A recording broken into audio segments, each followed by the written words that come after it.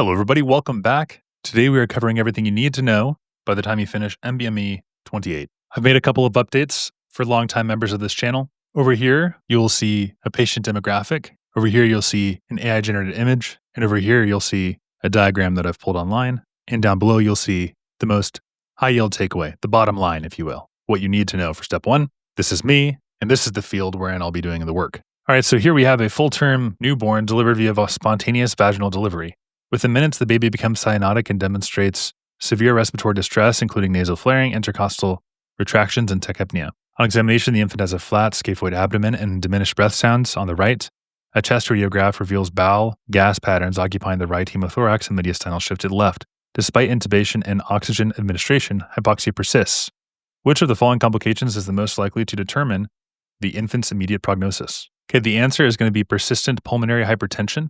So pulmonary hypertension is the life-threatening complication of congenital diaphragmatic hernia. The lungs are underdeveloped and you have reduced vascular beds, and so oxygenation is poor. So here we have congenital diaphragmatic hernia, which leads to pulmonary hypoplasia. And we know this because the scaphoid abdomen, which is where the abdominal contents are going to herniate into the chest, and so the abdomen starts to appear pretty shrunken. And this will appear during the neonatal period with respiratory distress due to herniation of the abdominal contents into the thoracic cavity. So it goes from down here all the way to the thoracic cavity. And this is most commonly through the foramen of Bachtelek, which you don't need to know, but it's the posterior lateral defect.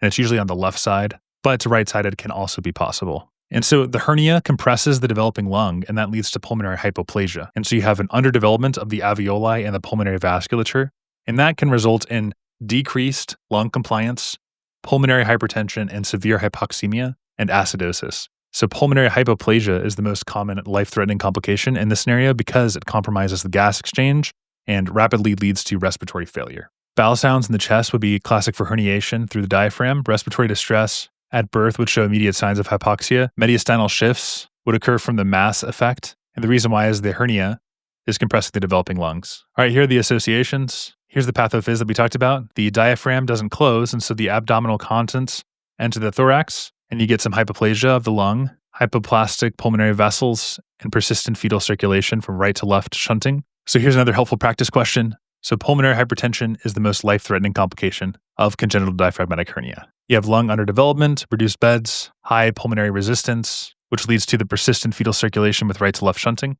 The answer is not encephalopathy. There you would see some seizures. It's not neonatal sepsis. That'd be associated with abnormal white blood cell counts. And it's really due to that failure of the diaphragm to close, the compression of the lung buds causing the hypoplasia, the underdeveloped pulmonary arteries, and the right to left shunting that then occurs. The most dangerous complication right now is going to be persistent pulmonary hypertension because of high pulmonary vascular resistance. Not sepsis. You don't have any signs of sepsis, not tracheal stenosis. There's no stridor, not pulmonary hyperplasia. Although that could be relevant, it's not the most dangerous immediate threat. And hypoxic encephalopathy would be after the prolonged hypoxia. So pulmonary hypoplasia is a decent answer, but persistent pulmonary hypertension would be the most dangerous immediate complication. Okay, in our next question, we have a 28-year-old woman delivering a full-term male infant via uncomplicated vaginal delivery. The mom has poorly controlled gestational diabetes managed with diet and insulin.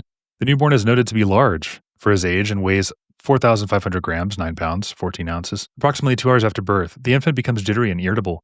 Bedside glucose measurement reveals blood sugar level of 25. Which of the following processes was most likely altered in the fetus prior to delivery? Okay, here are your answer choices. Now, the mom has poorly controlled gestational diabetes, and so we'd refer to this as an infant of a diabetic mother. There's macrosomia, which refers to a baby being larger than the average. Usually it's defined as a birth weight that's over 4,000 grams, so like over 8 pounds, 13 ounces. And this increases risks for both the mother and the baby during delivery, like birth canal trauma for the mom or birth injuries, such as like a shoulder dystocia. And this is commonly due to the maternal obesity and the excessive weight gain during pregnancy and diabetes. But not to get too ahead of ourselves, what is contributing to this? In gestational diabetes, the maternal hyperglycemia leads to increased transplacental glucose transfer over to the fetus. And so the fetal pancreas responds by increasing the insulin secretion, and you have fetal hyperinsulinemia, and the insulin acts as a growth factor, right? And that explains the macrosomia. Why is the baby super big? Because of the insulin. Why is there insulin? Well, because the fetus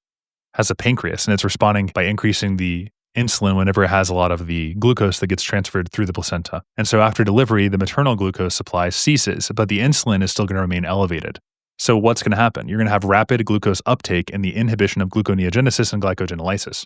And so the result is you have a neonatal hypoglycemia that presents as jitteriness, irritability, lethargy, and even seizures. All right, so increased lipolysis, that would be decreased in this fetus. All right, so increased lipolysis, the insulin inhibits lipolysis, and so that would be decreased in the fetus.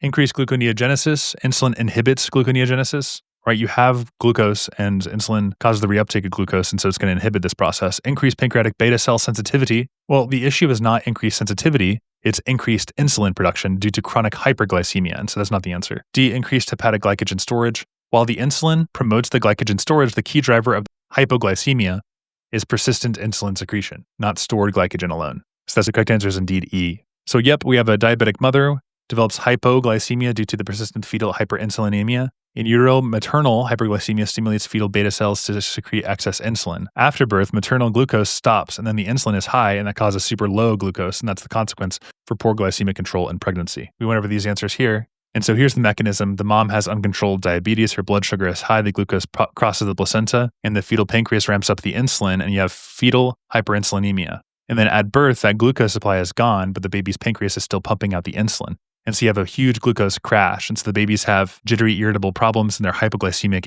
within hours after birth because they're not attached to all of that glucose stream like they were before. In other words, mom. And the insulin also relates to that growth factor, and that's why they have macrosomia. You have a big, huge baby. All right, guys, be sure to like and subscribe, especially if you like this new format where I have essentially I've got 4 study aids for every single question, and each question is completely new just for you. So on to my 33rd original question. Here we have a 45-year-old research scientist studying activation of DNA polymerase enzymes in human epithelial cells under various conditions.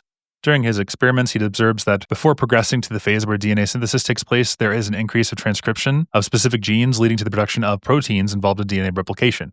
In which phase of the cell cycle does this increase in protein synthesis occur and prepare for the DNA replication? All right, so this is a question about DNA replication preparation, increased transcription, protein synthesis, all of that good stuff. And so we have to talk about the cell cycle for a larger context. So let's start right here with our G1 phase. And here, the cell grows and it prepares for DNA synthesis. That's the G1.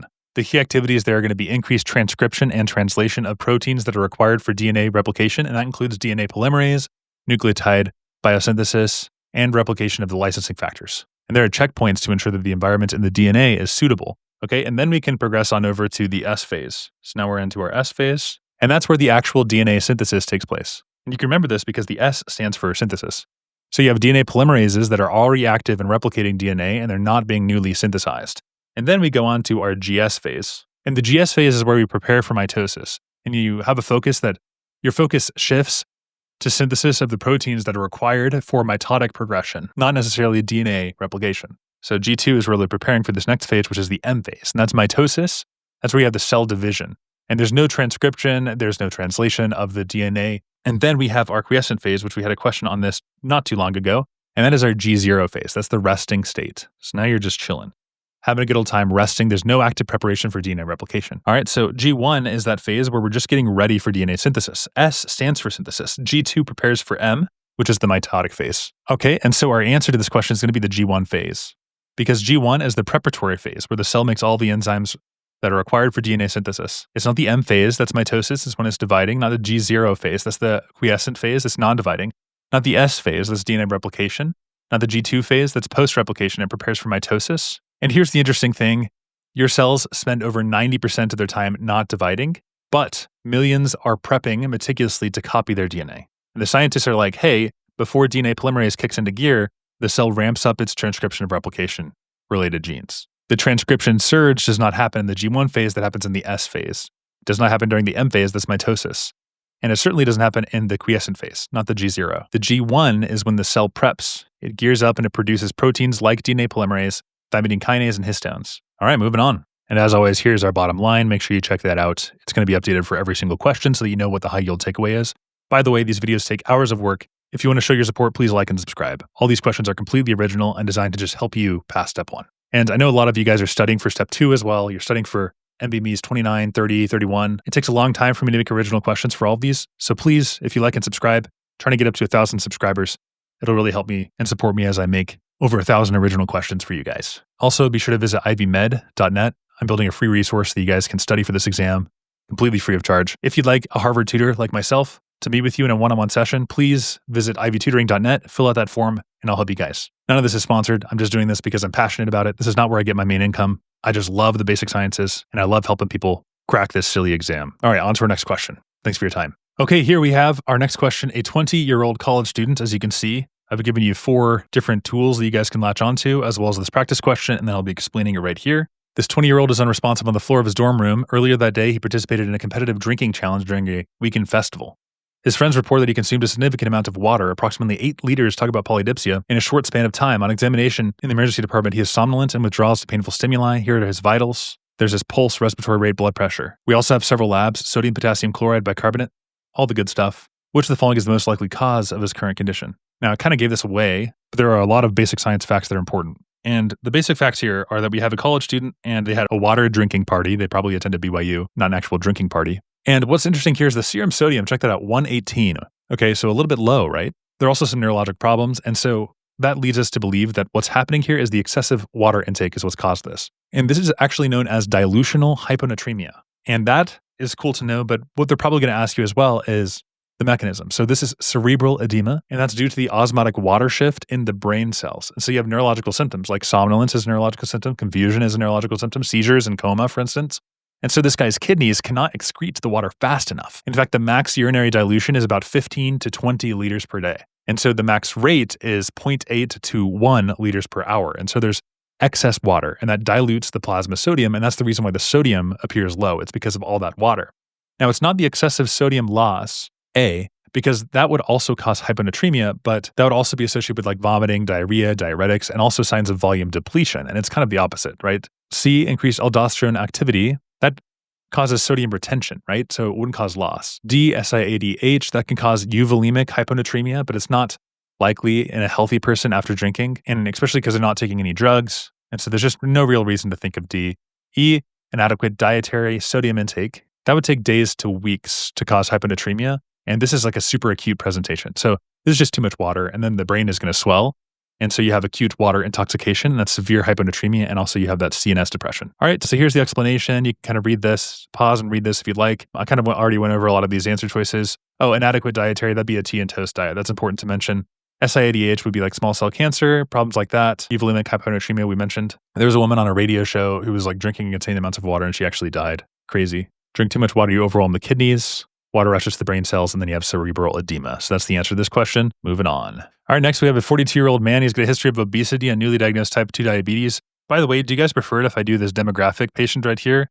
Because this is actually a picture of this patient, or would you prefer if I expanded and showed more demographics? Just let me know. I think in the future, I'm probably just going to show the actual demographic of the question so as not to confuse anybody. But I digress. Obese, 42-year-old type 2 diabetes.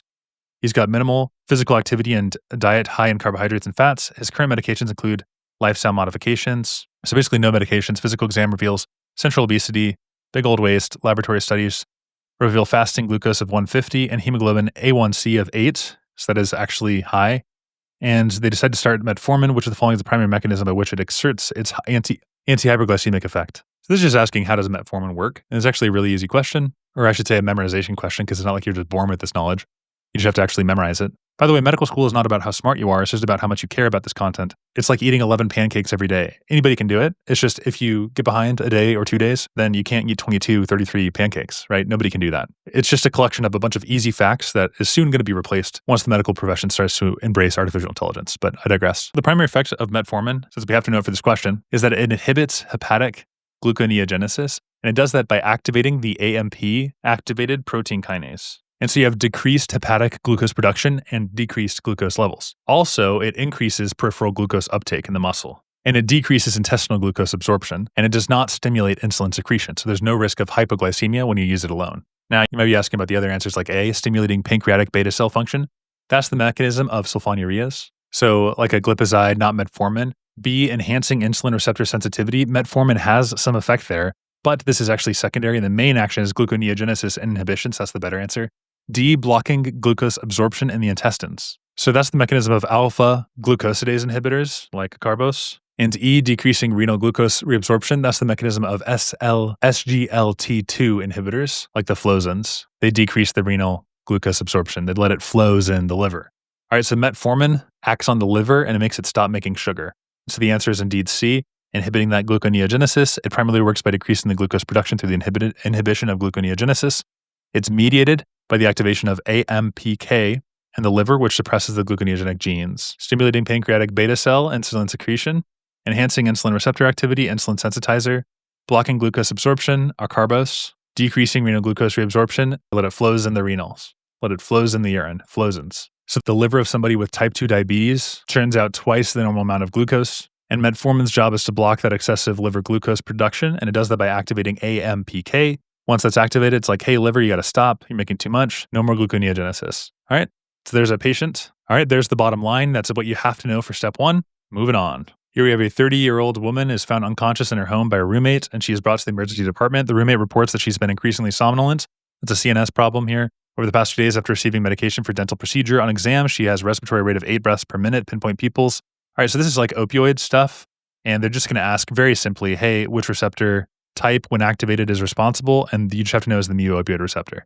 This is like a really simple kind of memorization question. So they're having opioid overdose. How do you know? CNS depression, low respiratory rate, and meiosis. That tells you it's mu. Delta is involved in mood regulation. Kappa is dysphoria, psychotic effects, the inability to feel some pain, and minimal respiratory impact. Whereas the mu opioid receptors, these guys are responsible for analgesia. So that's actually a commonality there, but also euphoria, respiratory depression, and meiosis, and reduced GI motility, so constipation. Overuse would be an excessive mu receptor activation in the medullary respiratory centers. And so you have decreased respiratory rate, that's the bradypnea, hypoventilation, and unconsciousness. All right, the sigma here, this isn't a classidopa receptor. This is involved in psychotomimetic effects like hallucinations would be sigma. NDMA in the back garden. I just think of that song with Lord. And MDA receptors. These are involved in pain modulation and synaptic plasticity. And so there are some opioids that actually do interact here, like for instance, like methadone would act there, but they're not primarily the cause of respiratory depression. The main cause is the mu receptor. It's the main culprit for meiosis and respiratory minimization. So it's respiratory depression. And that kills like tens of thousands of people every single year. It's the mu receptors in the medullary respiratory centers. And you know the pinpoint pupils, the respiratory rate is low, and the CNS depression tells you it's opioid toxicity. It's not the kappas, because that would alleviate pain, but it actually opposes the reward signaling pathway, and so it can cause dysphoria. And also, it doesn't change the respiratory rates, so you wouldn't have respiratory depression with kappa. Here's the next question. We have a 6-year-old boy is brought to the clinic by his parents due to concerns about early signs of puberty. His parents report noticing the rapid growth, development of facial acne, and deepening of his voice over the past few months. Physical exam shows a tall stature for his age, coarse pubic hair, and increased muscle mass. Laboratory shows increased testosterone, could have told you that, and low luteinizing hormone levels. Okay.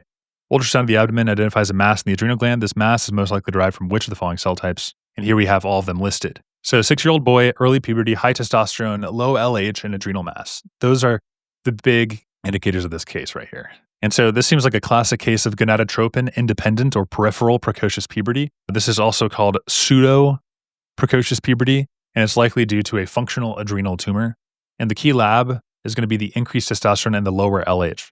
And the lower LH is due to the negative feedback, not the central origin.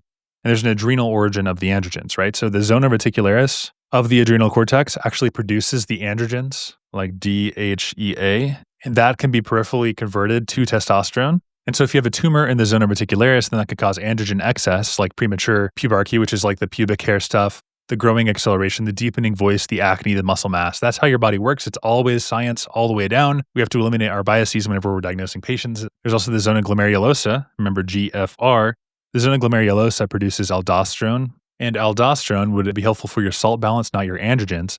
The adrenal medulla cells, those guys produce catecholamines like epinephrine and norepinephrine. So if they were asking about the catecholamines, it would be in the medulla or the medulla. And the renal tubular cells are involved in urine formation, not hormone production. And the zona fasciculata, that is our F that we have not mentioned yet, that produces cortisol. And that's involved in the stress and glucose metabolism. And they like to say this gets sweeter as you go because it's salty, and then it's sweet, and then it's sexy. So it gets sweeter as you go is the mnemonic, helpful for remembering zona fasciculata versus the granulosa versus the reticularis. And so this is the reticularis because the DHEA, sexy testosterone, is the defect here. And so it's going to be the zona reticularis. Now, they could also mention that this could be a female. And I want to talk about granulosa cell tumors. The location is the ovary. Hormone is estrogen, and it's found in precocious puberty, but it's going to be in a female. So granulosa cell tumors are malignant ovarian sex cord stromal tumors that secrete estrogen. You have the call extracellular bodies, the small eosinophilic fluid fills spaces in the granulosa cells. And so inhibin has elevated levels would be produced by the granulosa cells and then can serve as a tumor marker. Endometrial hyperplasia would be due to the chronic unopposed estrogen. Turner syndrome, they're monitored closely for ovarian pathologies because of their gonadal dysgenesis. And the pathophys of a granulosa cell tumor is that the tumor arises from the granulosa cells, produces the excessive estrogen through the aromatization, and that leads in children to early development in females here, and in adults, endometrial proliferation and hyperplasia, and estrogen acts on the endometrium breast and the HPA axis. And how they might ask you about that is they'll say, hey, there's a 7-year-old girl. She's got breast development, vaginal bleeding. Biopsy shows proliferative endometrium, which the following is the likelihood tumor. It's going to be the granulosa cell tumor. A dysgerminoma would be LDH marker.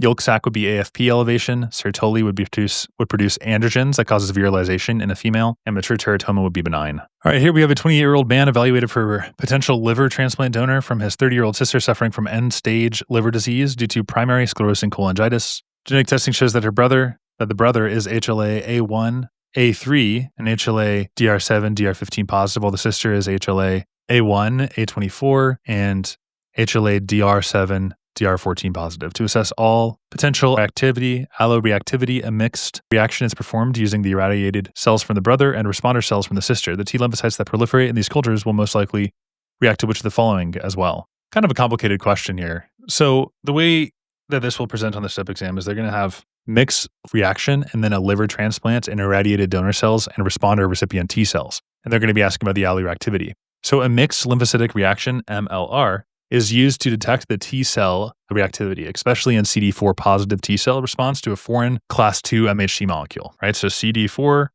plus your helper cells, helper T cells responding to foreign masses of MHC2 molecules.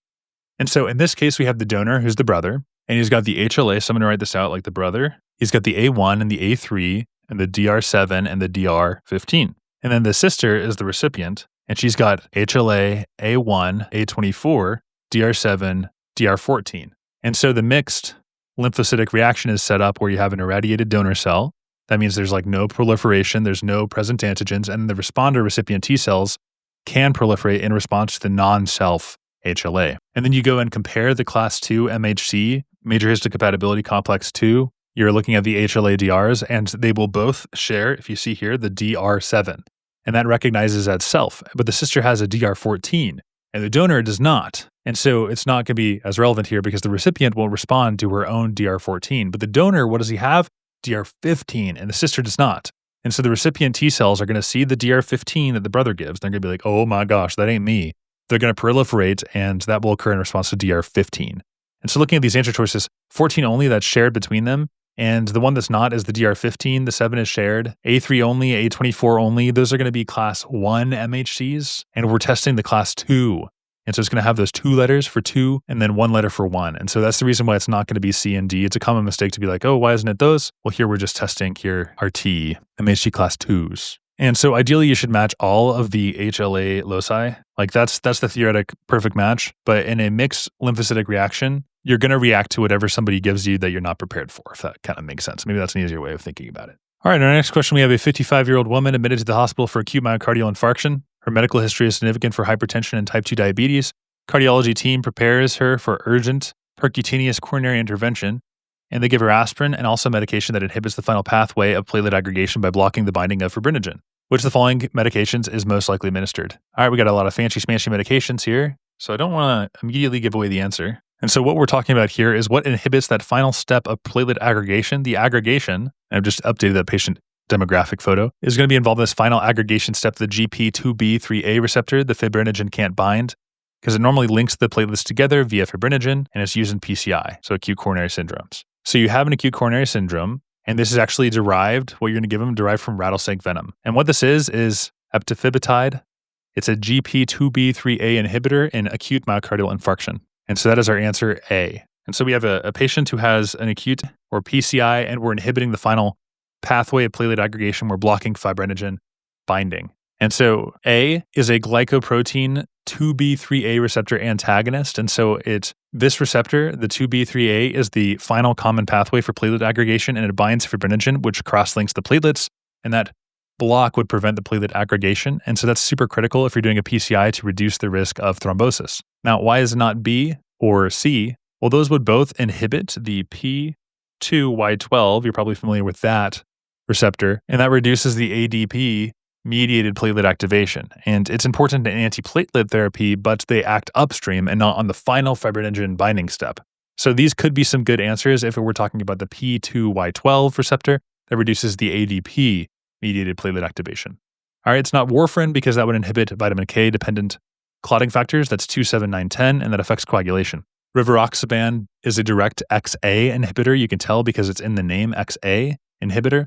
And that is direct XA inhibitor, and it affects the coagulation cascade, not the platelet aggregation. So we're really talking about the final fibrinogen blocker. It's the 2B3A inhibitor, so you should think of the TIDES, or tirofiban, or abiximab. All right, there's your bottom line. Make sure to memorize that.